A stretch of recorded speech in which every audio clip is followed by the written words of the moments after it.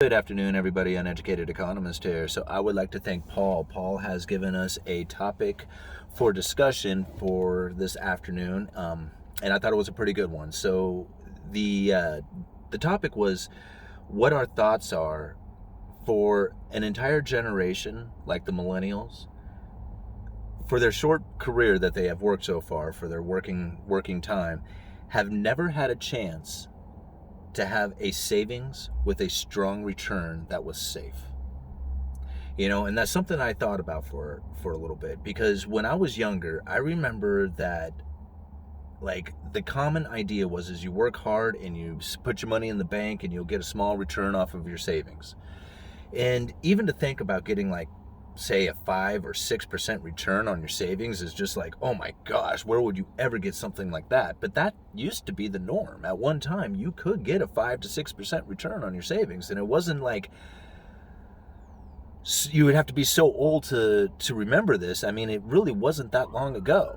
I mean, the U.S. Treasury 10-year back in the early 80s was, paying somewhere around 10 to 15%, if I remember right, as far as the yield on them, which is really, really good. If you think about like putting your, if you had $1 million, this is one of the scenarios. Sorry, these sirens in the background are distracting me a little bit. But if you think about it, if you had $1 million, this is like the analogy I like to use, is that if you had $1 million back in the early 80s, you bought 10-year Treasury with it, you would get like anywhere from $100,000 to $150,000 return. That's pretty good. Like if you had that kind of return, you would have a decent living. You could buy a nice house, drive cars, and go on vacation. You wouldn't have to work. You could just live off of the return from the U.S. Treasuries, the interest that they paid, the yield that you would get. But nowadays, you take that $1 million, put it into U.S. Treasuries, you're going to get like, what, $15,000 if you're lucky?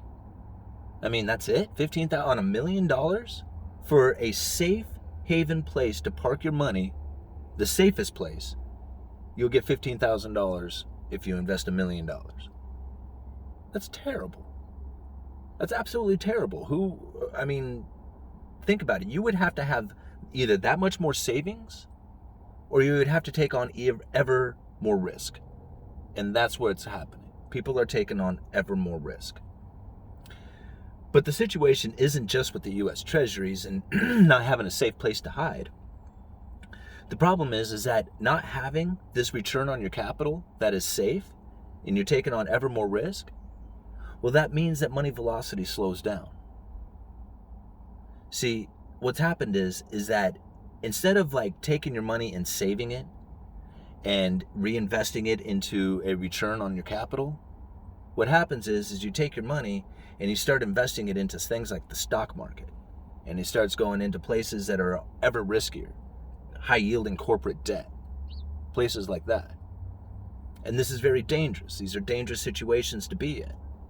Like, you don't want to be like, hey man, I got this killer return coming in all the time. Yeah, but at any given second you could lose it all, or lose half of everything that you've done very fast. Those high yielding corporate debt, when the interest rates are dropping, or when the demand for them is on, it's like a highway. Like, you can get in and out no problem when the demand is on. The moment that the demand is gone and there's nobody there to buy them, those things are like a trickle on the other end. A flood going in and a trickle on the opposite side. Nobody wants them. The prices of them can collapse very quickly. So now you have to think about like looking into the future. When you think about like the economy as a whole, right now, the amount of debt that is being taken out so that we can have consumption is astronomical. A lot of people are looking out there saying, no, we're going to have this booming economy and there's going to be price increases everywhere because of all the money flow, right?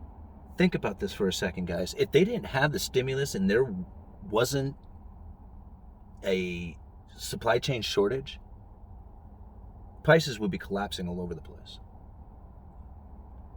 Between the tariffs and breakdown of all the global trade because of COVID and whatnot, We have a situation where supply chains have completely broken down, and when people are in demand of these products, they will pay any price for them. Like $73 for a sheet of OSB, things that just don't make sense anymore. So what's happened here is that we are now postponing future consumption for current spending. Now you have to think about this for a little bit. Right? What does that really mean? Right now we are consuming like crazy. Everybody talks about how great the numbers are, but we're having to postpone the future's spending time, the consumption that we're going to do during that time. And it's hard to fathom that, because every time we start to encroach on this, they just take out ever more debt and try to mask it over again, just like they did this last time. But the day of reckoning will come. And at some point, the future is going to come in, and they're going to say, okay, this is what's going to have to happen. What you're going to have to do is you're not going to have to spend, because you're going to have to take that money and you're going to have to pay off what you consumed already. So you're going to postpone current consumption to pay for past spending. That time will come into the future, and when it does, it's going to be very painful for everybody. Nobody recognizes, nobody thinks about this. Nobody thinks about how that time is going to come. When they say kicking the can down the road, that's what they're talking about. They're talking about when this wall comes and it's time to start paying and stop consuming, they attempt to revalue the whole debt situation, pile on a bunch more, cover it all up, and push it out to the future and try it again. So I think about these millennials who have worked very hard, or the ones who have worked hard. I guess there's a lot of people out there who say millennials don't work hard. I disagree. I see plenty of them that work very hard. Some of them are very business-minded people, and I appreciate their enthusiasms. But there is quite a bit of individuals out there of the younger generation who feel entitled beyond belief, is the only way I can describe it. In a way that I have never seen anybody so. I don't know. I don't even have a word for it anymore. Like, I just don't understand the self-pity that a lot of people feel out there. Anyway. The idea that these millennials, the ones who have worked real hard to put their money someplace, and to think that they are dumping it into things like GameStop, Dogecoin. I was even reading about how a little deli, somebody sent me an article, how this little deli who happened to have, a penny stock out there, it was like they weren't even a very profitable company. It was just this tiny little business, and yet they had like a valuation of like $100 million or something like that. Like, all these people that started pouring into their stock, like all of a sudden this penny stock is just off the charts. These things don't make sense, and the reason is that people have money and they have no safe place to go with it, and so they just dump it wherever they want, wherever they think that they can get some kind of like lottery ticket return. The idea that you are going to be safe with your savings, that you're going to put it in a place that's going to have a return, a steady return that you can watch and follow, it's not a concept anymore. It's all about, buying Dogecoin and making $1 million in 2 weeks.